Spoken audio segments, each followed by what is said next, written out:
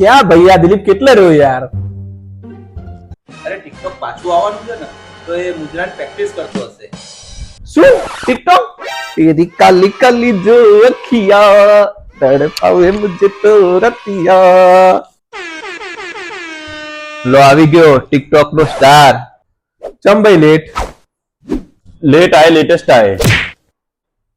તારા ભાઈને માનસીની ઓફર આવી છે.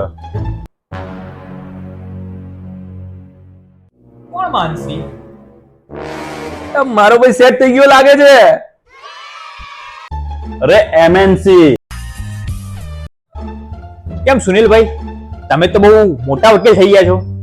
દિવસના 4-5 કેસ તો આવતા જ હશે લગભગ.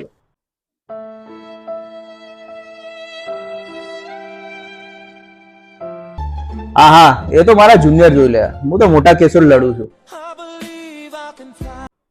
અજય તું શું કરે છે? આઈ એમ હાઇડ્રોલિક સિસ્ટમ એનાલિસ્ટ.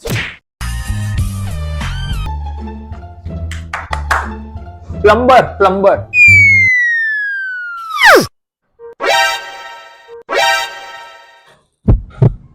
આપણે ખરેખર જીવનમાં શું કરી રહ્યા છીએ?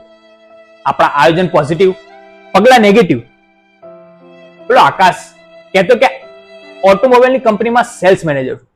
અહીંયા પેલા સોસાયટીમાં સત્તાધાર તો ઘરે ઘરે કાગળિયા વેચતો હતો. ફક્ત મોટી મોટી વાતો, વિશ્વને રાહ દેખાડવાની કામના રાખવાવાળાએ પોતાનો માર્ગ સ્વયં પ્રશસ્ત કરવો પડે છે. દિલીપ, આને શું થઈ ગયું અચાનક?